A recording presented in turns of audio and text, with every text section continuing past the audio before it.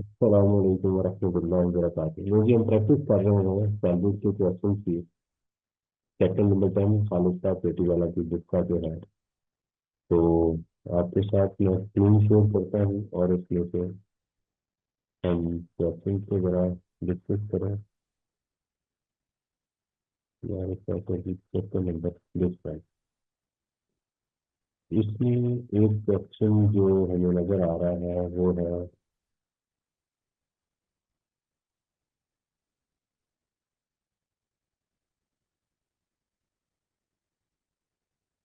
Mister बदर वाला। ठीक है। उसके अंदर हम देखते हैं कोई स्पेशल अमाउंट ना हो।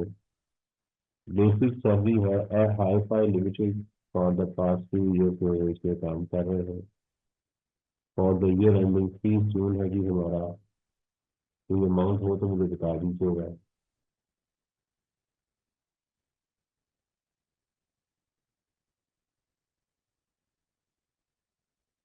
मैं बता देता हूँ आपको। Basic salary, medical allowance, house rent allowance, basic salary, total taxable, medical allowance exempt up to 10% of the basic salary. और ये मंथली है, ये बात आपने जरा ध्यान में रखी है कि ये एनरोलमेंट क्या है, मंथली है। House rent allowance total taxable होता है, ये अकोमोडेशन की तरह ट्रीट नहीं करना है इसे। 900,000 for signing bond with SSL according to the bond whether would not decline from his employment before expiry of this 40% of this amount bond signing की है उसमें। Company maintain car for both करते थे, both के लिए क्या लेंगे 5%। The car was purchase on 1 August at a fair market value of this. Purchase की गई थी 15 लाख रुपए, 15 लाख का 5% लेंगे। और गाड़ी परचेज की गई थी अगस्त को। हमारा साल क्लोज हो रहा है 30 जून 2000 को। तो इसके लिए आपने एहतियात करनी है कि इसको आपने इसका 5% लेंगे। फिर आप जुलाई को निकाल दें तो 11/12 के साथ मल्टीप्लाई भी करेंगे इसको। सही है। क्योंकि पूरे साल के लिए गाड़ी नहीं मिली। जो भी एसेट आपको आप मिले पूरे साल के लिए ना मिले यूज के लिए, तो उसमें टाइम प्रपोर्शन लेते हैं। On first January, HFL sold an automotive inventory to Badr for 12,000 रुपया। The net realizable value of the automotive inventory was, and this was this। इसको यकम जनवरी को एक चीज बेची गई कितने की 12,000 रुपये की। Net realisable value of the automotive inventory at the end of 31 December and 30 June of this. तो जी 31 दिसंबर 2025 को इसकी जो वैल्यू थी वो 22,000 रुपया थी। जबकि 30 जून को इसकी वैल्यू ये थी। तो ये हमारे लिए रेलिवेंट नहीं है। हमें तो जिस दिन हमें चीज मिली थी वो चाहिए। तो हमें 22,000 रुपये की चीज, हमें तो 22,000 की चीज देखे ना। उसने कल यकम जनवरी F6 को आपको चीज मिली है 12,000 रुपये की। जबकि उसकी 31 दिसंबर यानी उससे एक दिन पहले उसकी वैल्यू यानी क्लोजिंग वैल्यू पिछले दिन की उस दिन की ओपनिंग होगी वो थी 22,000 की। जबकि 30 जून को वो ये थी। तो हमें तो उस दिन की वैल्यू चाहिए होती है जिस दिन हमें चीज मिली है या उसकी रिस्ट्रिक्शन विदड्रॉ की गई। तो 22 की चीज 12 में मिली तो 10,000 रुपये का गेन हमारी सैलरी में हो जाएगा। Apple acquired on July at a cost of, ये हमारे लिए तीनों वैल्यूज इररेलेवेंट है। ये भी वैल्यू हमारे लिए इररेलेवेंट है, सिर्फ कंफ्यूजन की कंफ्यूजन क्रिएट की एग्जामिनर ने ताकि स्टूडेंट को चेक करें। तो इसमें ये दोनों वैल्यूज इररेलेवेंट थी। हमें जिस दिन चीज मिली और वो जिस उस दिन फेयर मार्केट वैल्यू क्या थी उसको लेना।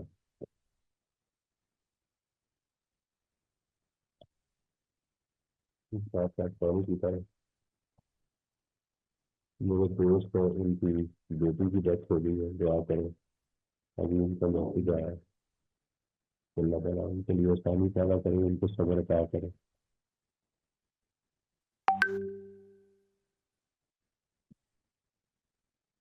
उनके पहले भी बेटे की डेथ हुई है, अब दोबारा उनकी बेटी की डेथ हो गई है। बड़ा तकलीफ तो ये लगता है।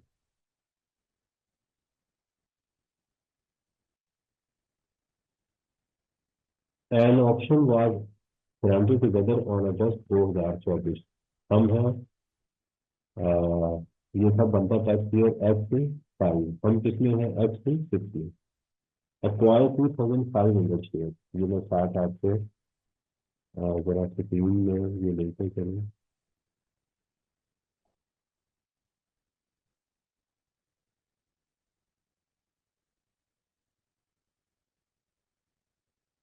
कल थोड़ा समय डेटा एनालिसिस कर ली यहाँ पे। ये होगी हमारा K3 क्वेश्चन नंबर 10.11। इसको जरा मेरे साथ देखिएगा।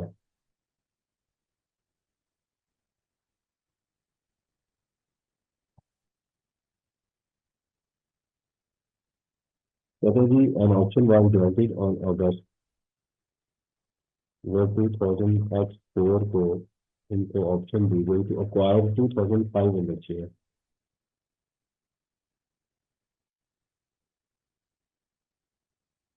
2500 शेयर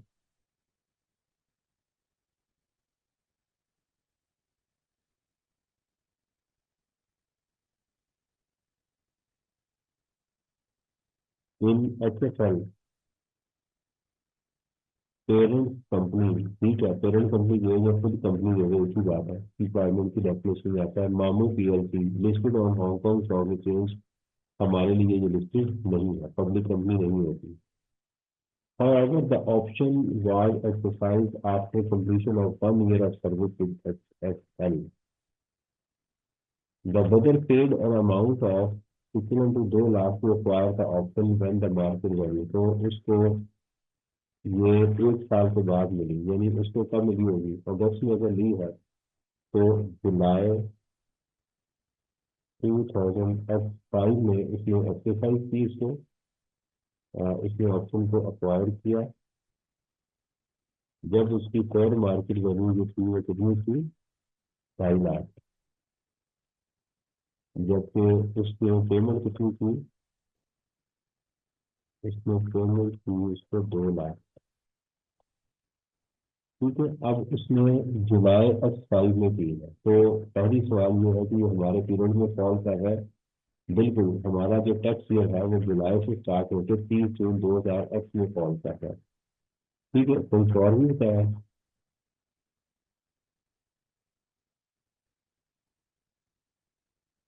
अब उसने ये ऑप्शन ले ली जबकि उसकी मार्केट वैल्यू कितनी थी, 2.5 लाख। आगे भी कुछ बता रहा है, कहते हैं कि ऑन 1 सितंबर, देखिएगा, ऑन सितंबर 2005 पेड, उसने कुछ एक और अमाउंट भी पे किया है to acquire the share, 3 lakh.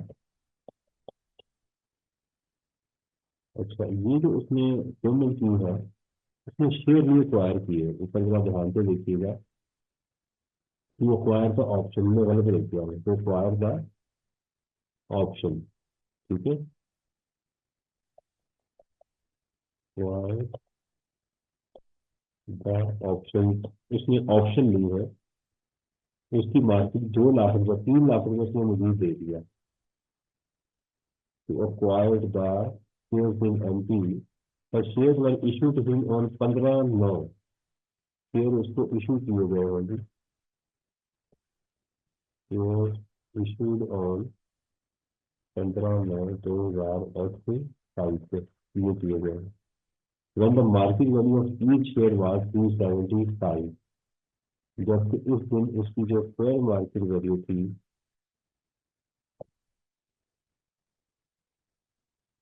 वो 375 थी पर शेयर। फिर वो कहते हैं कि ऑन 15/6 हमारे ही पीरियड में फॉल मतलब सोल्ड 2000 शेयर। तो पहले तो हम इसका सैलरी का ट्रीटमेंट करेंगे। सैलरी के ट्रीटमेंट में क्या होता है, आपकी fair market value on the day when the shares were actually acquired। तो एक्चुअली शेयर आपने एक्वायर किए हैं 15/9 को और उस वक्त 375 से 2500 शेयर थे।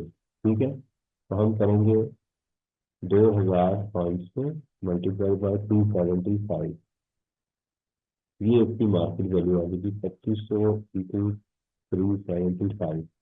नेक्स्ट आपने इसमें करनी है पेमेंट, और पेमेंट उसमें की है 2 लाख की, प्लस 3 लाख रुपए, 5 लाख रुपए की उसमें पेमेंट की है।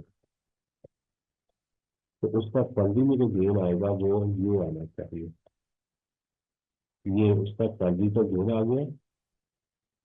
और ये जो फेयर मार्केट वैल्यू है ये उसके लिए क्या बन जाएगी, डीम्ड कॉस्ट, अगली नेक्स्ट के लिए जो उसको बेचे हैं शेयर। फिर वो कहता है जी आगे, ये हमारा सैलरी में चला जाएगा। फिर कहता है जी on 15/6 brother sold 2000 share MT and receive net proceed equivalent to 875,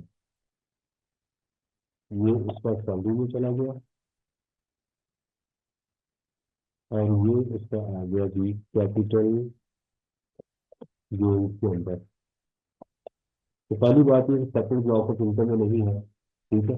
ये नॉर्मल में है, क्यों नॉर्मल में है, क्योंकि वो कंपनी पाकिस्तान से बाहर किसी स्टॉक एक्सचेंज में लिस्टेड है, हमारे पास लिस्टेड नहीं है। तो हम कहेंगे डिस्पोजल ऑफ शेयर, सिक्योरिटीज नहीं लिखेंगे। तो इसके लिए क्या करेंगे, सेल प्राइस, ठीक है, जिसमें नेट अचीव की है, इससे वाला देखिएगा बाहर से मिलेगा उसको net amount 875 in his bank account.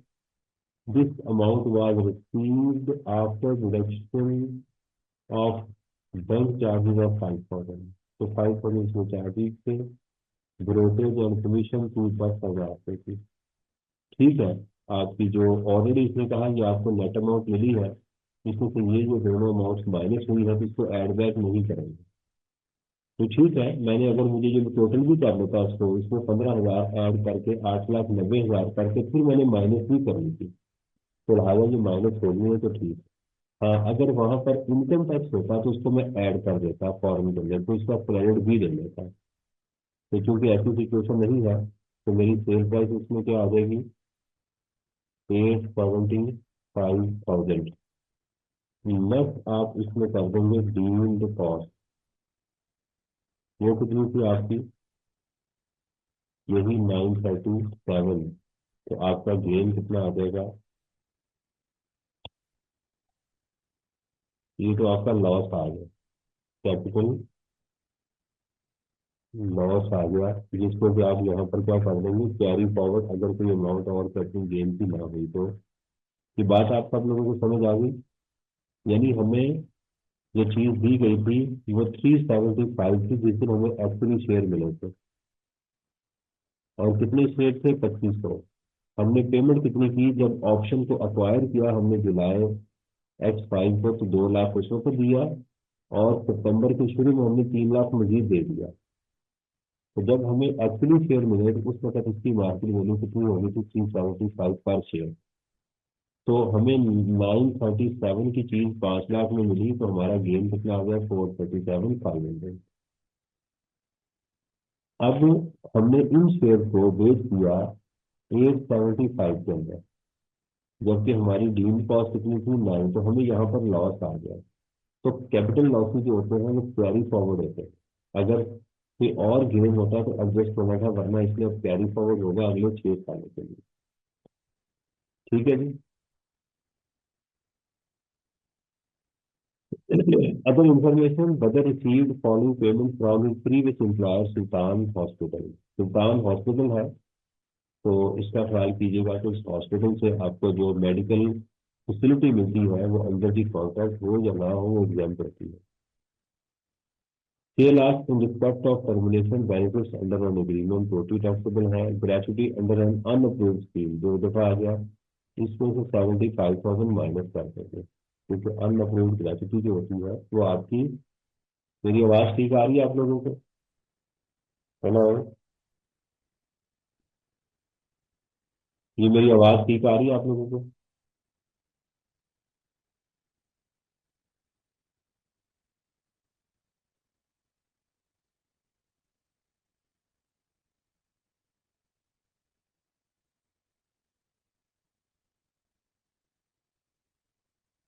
तो ये वाली टर्मिनल बेनिफिट्स आ गए। जब हम 11/2000 X5 के बदल fell in and was admitted to Sultan hospital, the hospital interest in on his terminate treatment but did not charge anything to budget. ठीक है, अब इसमें ये नहीं बता रहा है कि भाई ये जो 65,000 है ये अंडर की कॉन्ट्रैक्ट है या नहीं है। ठीक है, लेकिन ये नॉट अंडर दी कॉन्ट्रैक्ट है, लेकिन चूंकि वो था हॉस्पिटल में, सुल्तान हॉस्पिटल में था, और सुल्तान हॉस्पिटल में से कुछ चार्ज नहीं किया, तो ये मार्जिनल कॉस्ट में हमने पढ़ा था ही का लफ्ज, मैंने आपको ही का पढ़ाया था जिसमें दो हे होते, हॉस्पिटल और आपके होटल और एजुकेशनल इंस्टीट्यूशन, इनके अंदर अगर आप काम करें और इन्हीं से बेनिफिट लें तो वो एग्जाम्प्ट होते हैं। मेडिकल अलाउंस की नहीं बात कर रहा, कोई और बेनिफिट आप लें, अलाउंस की नहीं बात कर रहा, वो आपको एग्जाम्प्ट है। तो लिहाजा ये एग्जाम्प्ट हो जाएगा 65%। With holding tax working from budget salary, ये हम हमारा 5 लाख रुपए एडवांस टैक्स है, टैक्सेबल इनकम टैक्स लाइबिलिटी में से माइनस करेंगे। His total assessed taxable income and total taxes paid thereon during the three preceding tax year amounting to this and this। उसका पिछले 3 टैक्स ईयर के लिए उसकी टैक्सेबल इनकम और उसकी टैक्सेबल इनकम ये थी और टैक्स ये था, ये किस लिए दिया गया। ये जो ऊपर टर्मिनल बेनिफिट है ना, termination benefit under an agreement, इसको आप चाहो तो कर सकते हो, तो टोटल इनकम में ऐड कर दें, या गोल्डन हैंडशेक की तरह उसको आप उनके पिछले 3 सालों के एवरेज रेट के ऊपर भी आप इसको कर सकते हैं। रिडंडेंसी कॉस्ट में एक्स ग्रेशिया पेमेंट, मैंने आपको ये बात की थी, आप इसके ऊपर भी कर सकते हैं। 11 पॉइंट जो 11 है इसका सोल्यूशन देखते हैं। कोई सवाल हुआ तो मेरे से पूछ लीजिएगा। अच्छा, मैं बार बार पढ़ाते हुए तो ये ऑप्शन ले लेता हूँ तो मैं आपको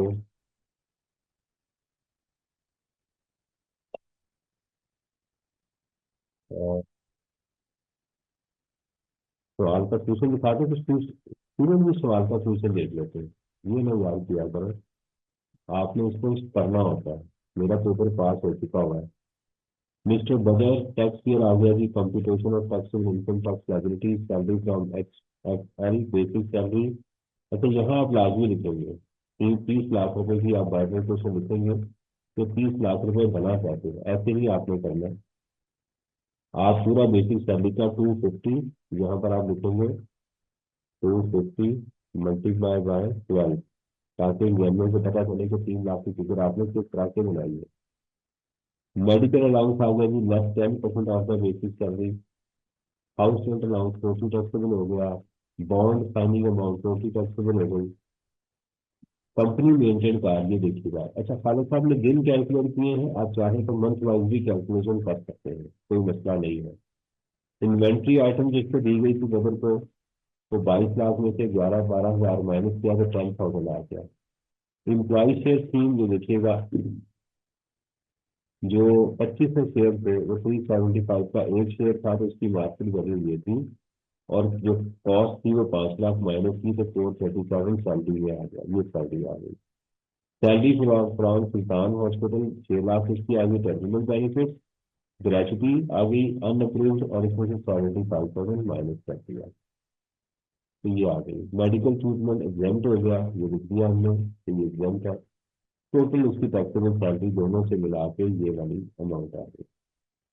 उसके बाद आ जाएगी हमारे पास कैपिटल गेन। ग्रॉस कंसिडरेशन उसकी जो थी वो ये आ गई 890, उन्होंने ऐड कर दिया, बाद में जाहिर बात है यहाँ पे देखिएगा -3 कर दिया गया। उसकी जो कॉस्ट थी, ये हमारा आंसर क्यों गलत आ रहा है यहाँ पर, ये तो लेस हो गया ना। Amount tax under head salary 350, यहाँ गलत नहीं आ गया। ये मेरा ख्याल है ये इसको ठीक कर लूंगी, यहाँ पर गलत आंसर है ये। Amount tax under the head salary, हाँ हाँ हाँ, मैंने गलती की। मैंने क्या गलती की है कि मैंने कॉस्ट जो थी सेल प्राइस ली है, ये देखिएगा यार ध्यान से, मैंने क्या गलती की क्वेश्चन के अंदर, मैंने इसको करते हुए मैंने जो डील्ड कॉस्ट मेरा बेटा ली है ना, सेल प्राइस ली है मैंने उसकी 2,000 शेयर की, लेकिन जो डील्ड कॉस्ट थी ना वो मैं ले गया हूँ 2500 की।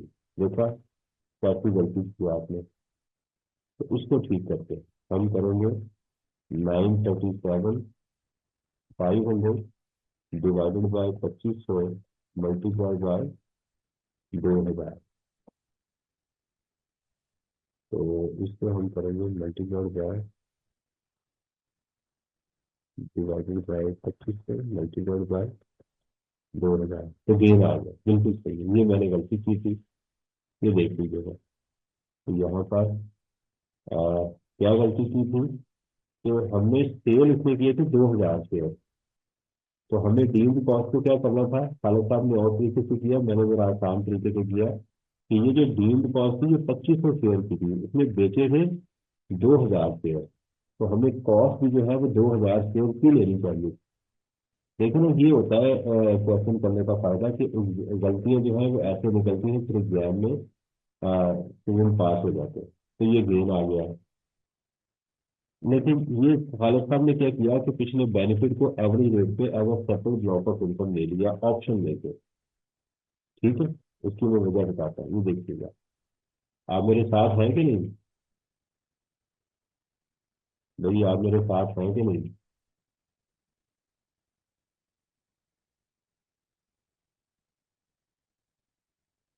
ये देखिएगा, ये हुआ क्या है, तो इसका एवरेज रेट वाला कैलकुलेट करें। 1260 10 लाख 50। तो जरा इसकी हम अगर कैलकुलेशन करें, 1260 tax divided by taxable income 12% देखिएगा इंटू 100, तो 12% आंसर आ रहा है। यानी उसके पास ऑप्शन थी कि 6 लाख पे चाहो तो 12% टैक्स दे दे। कितना दे दे? 12%। अब जरा सवाल में चलते हैं। सवाल में देखें तो उसकी इनकम जो आ रही है 72 70 लाख रुपए आ रही है। तो 70 लाख से चली जाती है 35% में।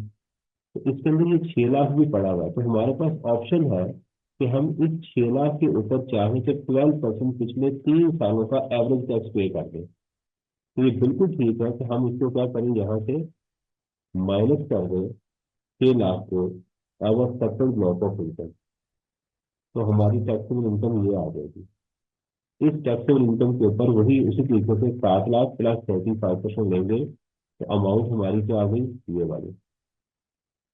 अब यहाँ पर इसमें ना तो फुल टाइम टीचर है, ना फॉरेन से फॉरेन टैक्स क्रेडिट है, उसने फॉरेन में कोई टैक्स इसके ऊपर टैक्स भी पे नहीं किया, ना कोई डोनेशन है, ना अप्रूव्ड पेंशन फंड है, कुछ भी नहीं है। तो लिहाजा फिर हमने क्या किया, इसमें ऐड कर दिया tax on separate block of income, जो ऑप्शनल था। तो 6 लाख का आप देखें 12% अगर आप लेंगे तो यही आंसर आएगा। यानी पिछले साल 3 सालों का tax divided by taxable income multiplied by उसकी उस सेपरेट ब्लॉक की इनकम ये वाली है। तो माइनस की तो ये आ गया ऐड की। तो टैक्स डिडक्टेड फ्रॉम सैलरी, तो ये आपने इसको भी पूरा ब्रैकेट में लिखना है मेरा बेटा, पैरेंथेसिस के अंदर। तो ये आ गया टैक्स पेएबल। तो जब टैक्स पेएबल आ जाए तो उसके साथ आप लिख सकते हैं, लिखना करें टैक्स पेएबल विद रिटर्न। ये आप लिख दिया करें, ठीक हो गया जी। अच्छा, ये नोट मांगा है उसने? ये नोट अगर नहीं मांगा तो नहीं लिखना। सवाल में देखते हैं कि क्या एग्जामिनर ने नोट मांगा है हमसे। नहीं मांगा। तो और general examination experience notice announce, तो लिहाजा ये नोट आपके लिए है, एग्जाम के लिए नहीं है। ठीक है, तो ये यहाँ पर कोई सवाल हो तो आप पूछिए। 11 हो गया जी हमारा। आगे जी हमारे पास basic salary 10.12, conveyance medical allowance, he and his members are covered under health insurance। तो ये है, आपको किस चीज की बात कर रहा है, medical facility under the contract पे कर रहा है। The amount of annual premium paid by GTL was this, so what. इस प्रीमियम का मेरे साथ कोई लेना देना नहीं है। यानी मेरे एम्प्लॉयर ने मेरी करवा दी इंश्योरेंस और उसने प्रीमियम पे की है 2 लाख रुपया, ठीक है, मुझे नहीं चाहिए, मेरा उसके साथ नहीं है। मुझे तो बेनिफिट जो मेरा वो एग्जाम होगा अंडर द कॉन्ट्रैक्ट। 25 साल से पहले जी मैं डायरेक्टर मार्केटिंग काम कर रहे थे। During the year travelling TADA of 4 lakh was received to meet expenses for working on assignment with the V factory located in Lahore actual expenditure ये देखिए आ गया, वो एक्चुअल एक्सपेंडिचर जो है is more than 4 lakh, actual for office purposes against CAD is more than 4 lakh. तो मैं office के लिए गया था, मुझे 4 लाख मिला, मेरे एक्चुअल एक्सपेंसेस से ज्यादा हुए हैं। कम हो या ज्यादा हो, इसका एग्जामिनर कोई ट्रीटमेंट नहीं लेता है। और 31 जुलाई F7।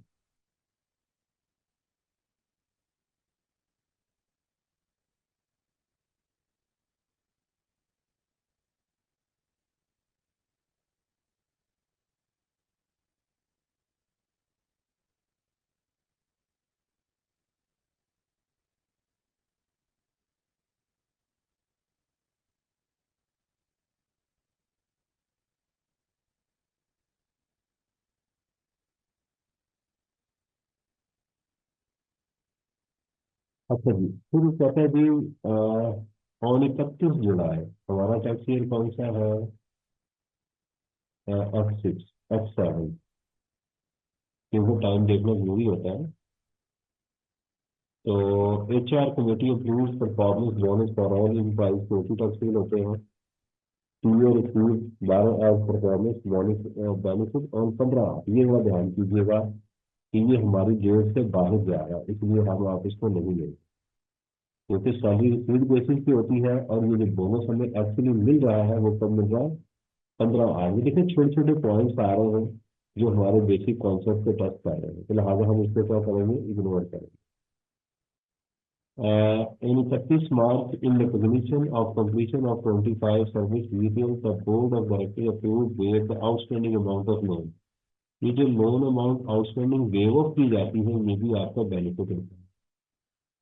आपका लोन आपने एम्प्लॉयर को देना हो या किसी और बंदे को देना था, जो एम्प्लॉयर ने वेव ऑफ कर दिया, पे कर दिया, वो भी हो जाएगा उसके अंदर।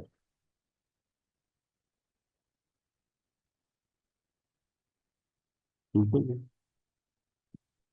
This interest-free loan of 25 lakh was taken on 1st July and was repayable in 50 equal monthly installment। ये कैलकुलेशन आपने करनी है और इसको देखना है कि ये कैसे हुई है। ये बड़ा एक इम्पोर्टेंट पॉइंट है। ठीक है, ये एक ही दफा आया है, तो इसको आपने, इसके दो ट्रीटमेंट होंगे। एक तो आप इंटरेस्ट कैलकुलेट करेंगे, दूसरा इसका जो वेवर हुई है वो कैलकुलेट करेंगे। एग्जामिनर ने किया क्या है वह ध्यान कीजिएगा कि उसको लोन मिला था 31 मार्च F7 पे।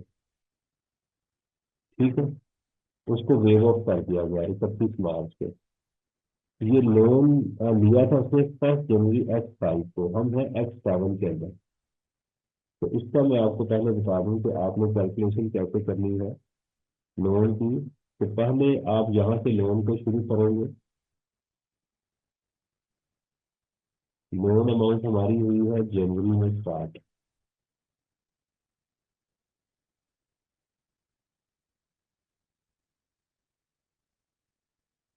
जनवरी 2005। ठीक है, यहाँ से लोन लिया था उसने 25 लाख का। ये पॉइंट बड़ा इम्पोर्टेंट है, इसको देखिएगा, ये सिखाया है नॉर्मली ऐसे भी लाइफ में होता है हमारे पास। अच्छा जी, this loan this and was in 50 equal instalment. अगर आप इसकी इंस्टॉलमेंट बताएं तो कितनी बनती है? 50, 50,000। उन्होंने कहा था जनवरी H5 में लोन लिया था, और उन्होंने कहा था कि जनाब हम 50 हजार करके आपके लोन जो हमें किससे वापस कर दें। पहली चीज तो ये था कि मुझे जुलाई में इसका बैलेंस चाहिए था। जुलाई 2006 के अंदर इसका मुझे ओपनिंग बैलेंस चाहिए था।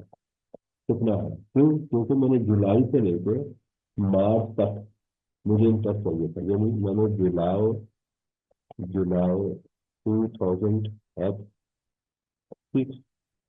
टू 31 मार्च 2007 तक मुझे इसका इंटरेस्ट कैलकुलेट करना है।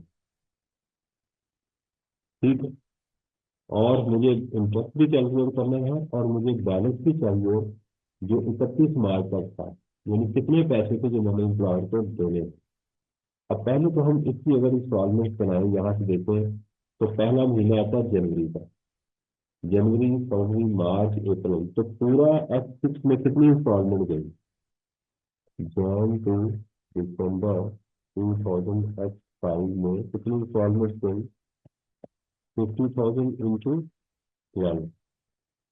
एक हमने ये लोन ले लिया, माइनस इन 6 लाख रुपया, ये हो गया। तो हमारे पास जो था वो जनवरी 2006 में हमारे पास जो बैलेंस बचा तो 19 लाख बच गया। यानी जनवरी X5 को एम्प्लॉय ने लोन लिया, हर महीने 5,000 रुपया जब वो पे कर रहा है, ठीक है। उसको वो पेमेंट, उसको कहा कि आप हर महीने की पेमेंट करते जाए, मंथली इंस्टॉलमेंट कमेंसिंग फ्रॉम 31 मई। और इनको पैसे का काम किया हुआ, पहली किस्त जो है वो 31 मई को जा रही है, मैं गलत कर रहा हूँ। पहली किस्त जा रही है 31 मई को। सितंबर निकालना भाई तुमने। तो मई, जून, जुलाई, अगस्त, सितंबर, अक्टूबर, नवंबर, दिसंबर, 9 माह की।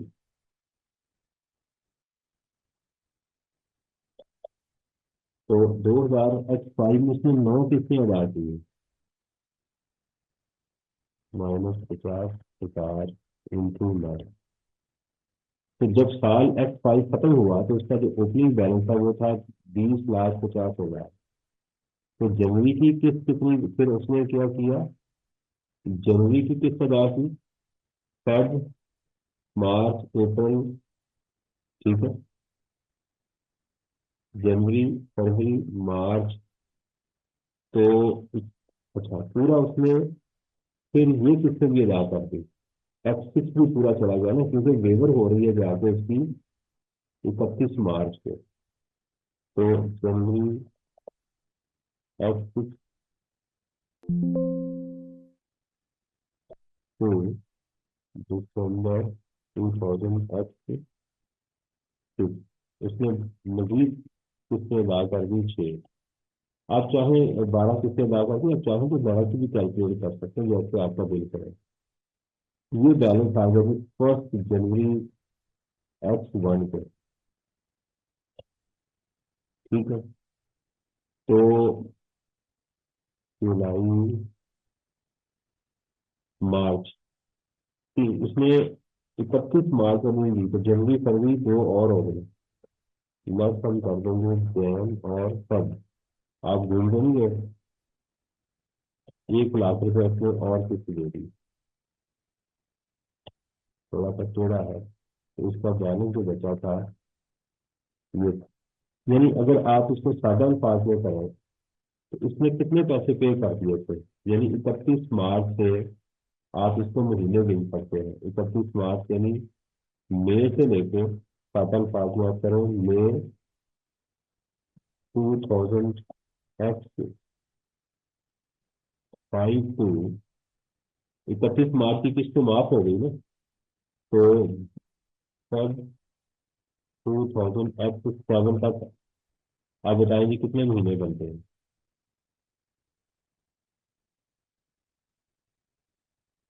ये मैं ठीक कैलकुलेट कर रहा हूँ या नहीं? मई, मई, जून, जुलाई, अगस्त, सितंबर, अक्टूबर, नवंबर, दिसंबर, 5 और 3 9, तो 8 हो गए। मई, जून, जुलाई, अगस्त, मई, जून, जुलाई, अगस्त, सितंबर, अक्टूबर, नवंबर, दिसंबर, 8 महीने हो गए। ऊपर गलती कर रहा हूँ, 8 हो गए।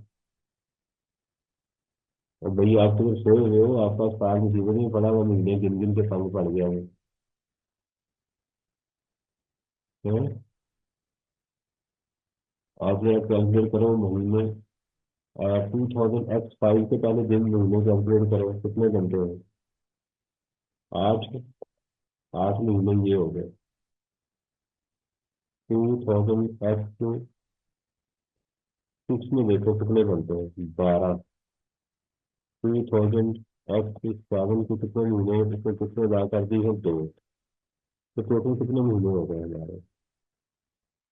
10 और 12, 22 महीने। तो कितने कितनी होगी, 50,000 इंटू 22, 11 लाख। तो 25 लाख उसने देना था। इसमें से अगर आप इस अमाउंट को माइनस कर दें तो 14 लाख रुपया उसकी सैलरी बनती है जो उसको वेव ऑफ कर दिया गया। ठीक है। और अब हमें जो है वो उसकी कैलकुलेशन करनी थी इंटरेस्ट की। इंटरेस्ट की 9 माह की कैलकुलेशन करनी है। तो 9 माह, अब हमें कहाँ तक चलना है? 30 जून 2021 तक चलना है। ठीक है। ये हो गया। और 30 जून 2021 तक कितनी कितनी हो जाएगी इसकी? 14 कितने हो गए? तो 50,000 × 14, तो 25 लाख में से ये आउटस्टैंडिंग अमाउंट थी 18 लाख। 18 लाख का हमने इंटरेस्ट कैलकुलेट करना था उसका 1.8 मिलियन इंटू 10% इंटू, तो जुलाई अगस्त सितंबर अक्टूबर नवंबर दिसंबर जनवरी फरवरी मार्च, 9 माह का 9 ÷ 12।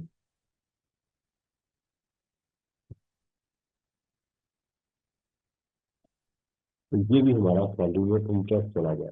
नहीं, ये था तो इसमें एक कैश था। ये पॉइंट कभी आया नहीं दोबारा, अब आया है तो मेरा मैंने आपसे कैलकुलेट कर दिया। तो मैं इसकी स्क्रीनशॉट भी आपके साथ शेयर कर देता हूँ। क्वेश्चन नंबर बताइएगा कौन सा है ये? 10.12। 10.12।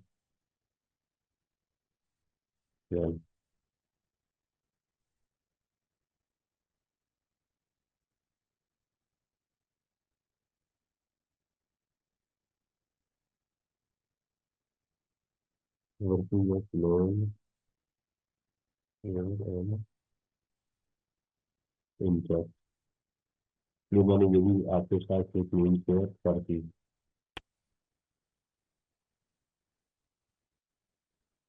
नहीं बेटा, अमाउंट कम होती जा रही है ना। अमाउंट बता रहे फुल अमाउंट में ही लेंगे। मैं आपको ये समझाता हूँ जरा। 3 शेयर ऑफ का देखो। अब जरा इसको चलो कि मैंने इस साल से पहले एक लोन लिया था जिसकी मैं हर महीने 50,000 रुपये किस्त अदा कर रहा हूँ। इंस्टॉलमेंट में पे करता जा रहा हूँ। मुझे अमाउंट चाहिए थी कि 30 जुलाई 2021 को कितना बैलेंस मौजूद था।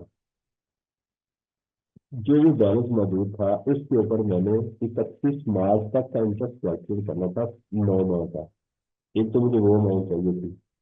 दूसरा मुझे ये भी चाहिए था कि वो कितना ही अमाउंट लोन है जो उसको वेव ऑफ किया गया है। ये दोनों अमाउंट मुझे चाहिए थे। तो वो दोनों अमाउंट मैंने कैलकुलेट की है और वहां पर पोस्ट की है। ठीक है।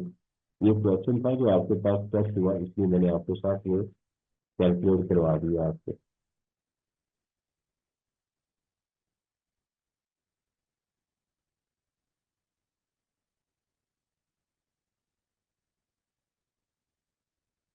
ठीक है जी। During the year he received 1 lakh for attending the BOD। Board of director का आपको ट्रीटमेंट बताया था हमने, क्या बताया था इसका? इसका ये ट्रीटमेंट था, ये टोटली टैक्सेबल होता है, इसका कोई फर्दर, बस 1 लाख रुपए सैलरी है उसकी सैलरी में चला जाएगा। Amount of withholding tax from salary 10 lakh, 10 lakh रुपए कहाँ जाएगा? 10 लाख रुपए हमारे टोटल टैक्स लायबिलिटी में से माइनस होता है, ये वाली जो अमाउंट है।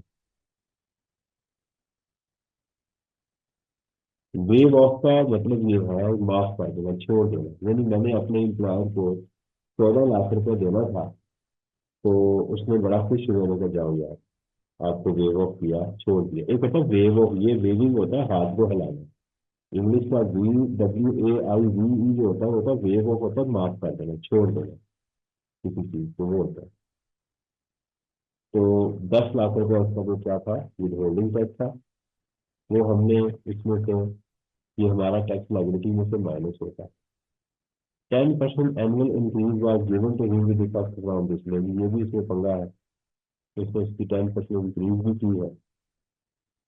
सैलरी की। TA has given his house on rent on his cousin at annual rent of 15 lakh. ये इनकम फ्रॉम प्रॉपर्टी का आ गया है। He acquired 15,000 share of listed company from Privatization Commission of Pakistan at a price of 60 से मिले थे। और 15 एक बिल्कुल ठीक 15 एक को उसको मिले थे। और 15/6 ही sold the share of this. ठीक है। ये प्राइवेटाइजेशन के लिस्टेड कंपनी के थे ना। तो पहले क्या करेंगे, हमने 60 की चीज ली और 85 में बेच दी, तो 25 का हमें बेनिफिट हुआ, वो हमारी कैपिटल गेन में जाएगा, फिर बाद में माइनस कर दिया जाएगा और उसके ऊपर सपोज ड्रॉप के रेट अप्लाई होंगे।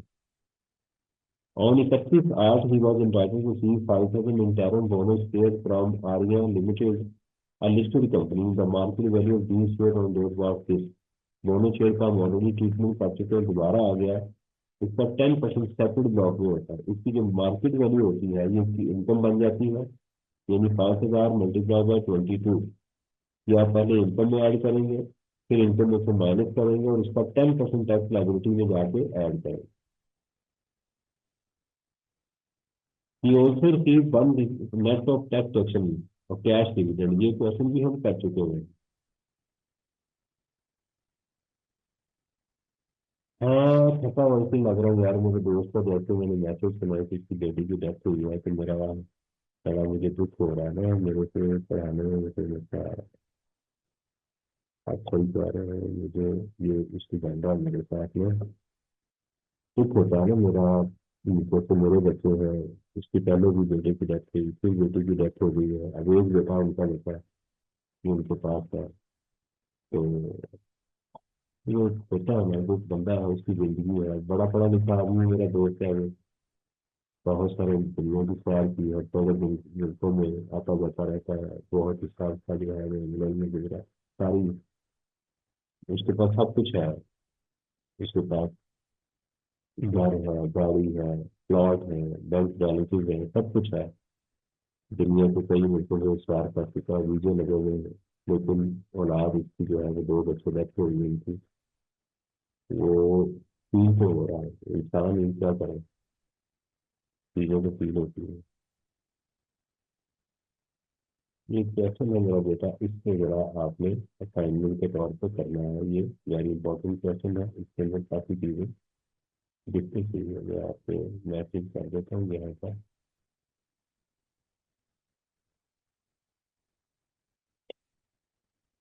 इसमें सेपरेट ब्लॉक ऑफ इनकम भी है और बाकी चीजें भी मौजूद है।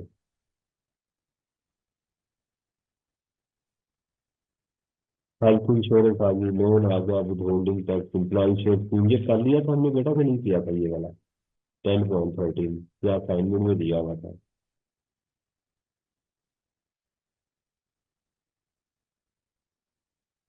ये क्वेश्चन 10.14 है। ये फॉरेन सोर्स इनकम है इसके अंदर। ये भी असाइनमेंट से कर लीजिएगा।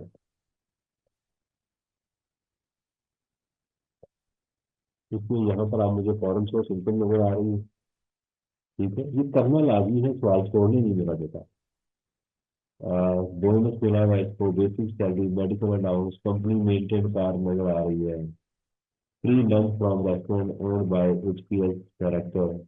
ये देखिएगा, काम जो है वो अगर होटल से मिले तो फ्री होता है, क्या ये होटल में ही काम कर रहा है होटल के अंदर। स्पेशल अलाउंस जो है, ये बार बार आ रहा है, स्पेशल अलाउंस इसको मिल रहा है, देखिए कितने क्वेश्चन है। प्रोविडेंट फंड आ गया, अदर इंफॉर्मेशन में आ गया, ये ट्रेन लोन आ गया 25 मिलियन का from a schedule bank, 15% markup, residential house. अगर उसने घर ले लिया है तो उस लोन का कोई इम्पैक्ट नहीं होगा, लेकिन उसने घर लेके रेंट आउट कर दिया, ये जो मार्कअप होता है इसका एक्सपेंस बन जाता है। और अगर लोन लेके आपने कारोबार शुरू कर लिया तो ये लोन आपका इंटरेस्ट एक्सपेंस पर भी बन जाएगा। डिविडेंड मिला जिसको वह ध्यान से करो, डिविडेंड बार बार आ रहा है, ये पॉइंट था जिसकी मैंने आपको कैलकुलेशन करवाई हुई है, जिसमें से ज़कात भी कटी है और टैक्स भी कटा है। तो डिविडेंड में आप क्या करेंगे, 575 में पहले उसको ऐड करेंगे, फिर उसका 0.85% लेंगे। मैं करवा देता हूँ आपको, ये जो पॉइंट है। तो कहते हैं कि आपको डिविडेंड मिला है net, net of tax and किताब, तो है 575, 575। तो इसको पहले करते हैं ऐड, इसमें जाकर किताब को ऐड किया जाता है, जो अमाउंट होती है वो है आपके पास 62,500। तो आप इसको फिर क्रॉस अप करते हैं, क्रॉस अप करते हैं, that is at the rate of यानी 627,500 डिवाइडेड बाय 85% आप करेंगे इसका, तो ये आपका डिविडेंड ये आएगा, तो अब ये 0.85 ये डिविडेंड आएगा। अब आप एग्जाम में सबका ट्रीटमेंट करेंगे। नंबर वन आप ट्रीटमेंट ये करेंगे कि डिविडेंड को इनकम फ्रॉम अदर सोर्सेज में जाके ऐड करेंगे 750। तो नंबर टू आप करेंगे कि जो ज़कात है, ज़कात को लेस करेंगे फ्रॉम टोटल इनकम -62,500। और थ्री आप ये करेंगे कि सेकंड ब्लॉक के टैक्स में फिर आप इसको जाके टोटल इनकम में से डिविडेंड को लेस करेंगे, क्योंकि ऊपर क्योंकि सेपरेट ब्लॉक में है ना, तो जाके आप टोटल इनकम में से माइनस करेंगे। फोर्थ पॉइंट आप ये करेंगे कि आप जो टैक्स ऑन डिविडेंड जो है उसको आप ऐड करेंगे टैक्स नॉर्मल टैक्स लायबिलिटी में, ठीक है। वो आ जाएगा आपका 750, ये जो 750 इंटू ये पार्ट माइनस करने के बाद 0.15 बनता है, ये 1,12,500 रुपये ये बनता है इसका, ठीक है। फिर इसमें जो टैक्स है इसी को ज्यादा क्योंकि लेस होकर मिला हुआ है, तो पांचवा ट्रीटमेंट ये करेंगे, जो टैक्स है वो लेस करेंगे विकास का फ्रॉम टैक्स लायबिलिटी। ये पांच ट्रीटमेंट मैंने आपको इसके बताए हैं जो आप इसमें करेंगे, ठीक है। -712,500 इसकी पहले भी कैलकुलेशन में करवा चुका हूँ, दोबारा देख सकते हैं यहाँ से देख रहे हैं। ये था जी, तो इसके अंदर हमारा जो डिविडेंड है वो जो आपको नजर आ रहा है वो ये वाली अमाउंट है, इसमें जो रिकार्ड वाली अमाउंट है वो हमारी ये है जो कि आपकी टोटल इनकम में से लेस होती है, ठीक है। तो इसको भी आपने करना है। ये अच्छा ये पॉइंट था, ये हमारे पास आ रहा है, इसको भी मैं आपके साथ शेयर कर देता हूँ। और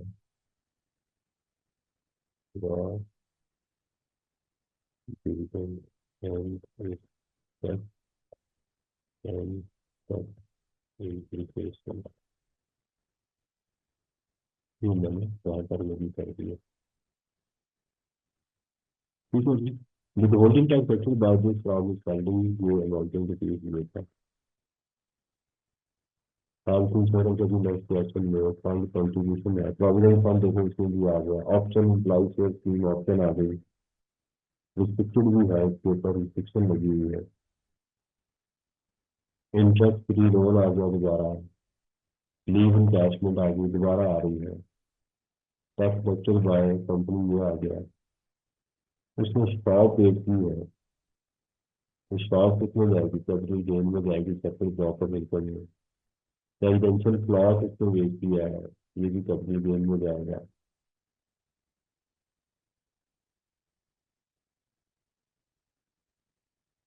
ये देखिएगा फॉरेन सोर्स इनकम है तो फॉरेन सोर्स इनकम भी आएगी और इसका टैक्स क्रेडिट भी आएगा, उसका भी होल्डिंग टैक्स भी बाहर के मुल्क में कटा जाए।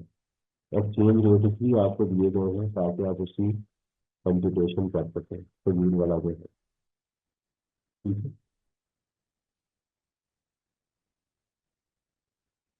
तो मेरा ख्याल है कि ये आप क्वेश्चन कीजिएगा, लेकिन आपको इशू आए तो मेरे से डिस्कस कर लीजिएगा, ठीक है।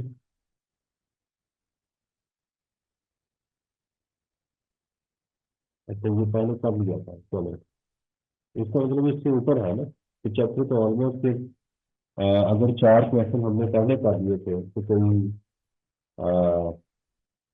5 6 क्वेश्चन आज हमने डिस्कस किए हैं। तो ये हेल्दी एक्सरसाइज हो जाएगी चैप्टर 10 की। इसमें से हर साल एक क्वेश्चन अमूमी तौर पर आता है।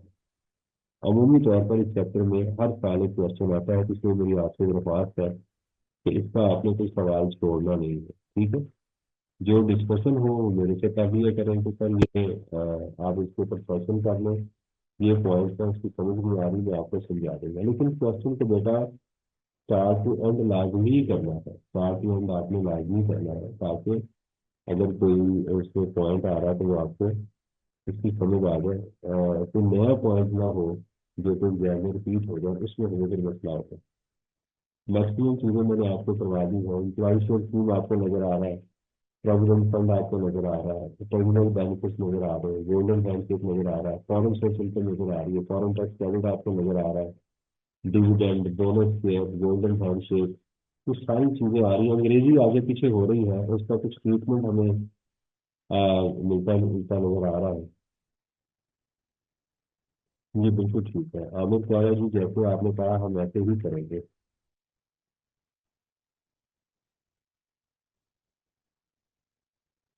अच्छा जी, एक मतलब ख्वाजा जी मैंने दिसंबर के बाद ज्वाइन किया था, कोई टेस्ट की प्रैक्टिस करवाएंगे। ये रिवीजन के अंदर इंशाल्लाह ताला हम इससे करेंगे, फिर टेस्ट की दोबारा प्रैक्टिस करेंगे। ठीक है। और जैसे आप करेंगे, ये बिल्कुल ठीक है।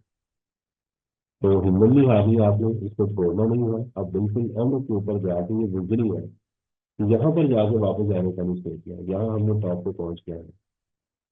ठीक है। अल्लाह ताला आपको कामयाब करे, आपको खुश रखे, मेरे लिए भी दुआ करें। अल्हम्दुलिल्लाह बड़ा अच्छा सेशन चल रहा है हमारा। होपफुली मैं इस उम्मीद से कर रहा हूँ कि आप कर रहे हैं। मैं आपको पहले बताया था कि मैं ये समझ रहा हूँ कि आप लोग इस और पिछली टेंथ में जितने बच्चे भी हैं, जो पहली टेंथ में पास हुए, उन्होंने मुझे यही कहा कि sir we have followed your dotted line. जो आपने कहा हम करते गए, जो कहा आपने करते गए। ठीक है जी। आमीन जी। अल्लाह ताला आपको खुश रखे, दुआ में याद रखिएगा। अस्सलाम वालेकुम व रहमतुल्लाहि व बरकातहू।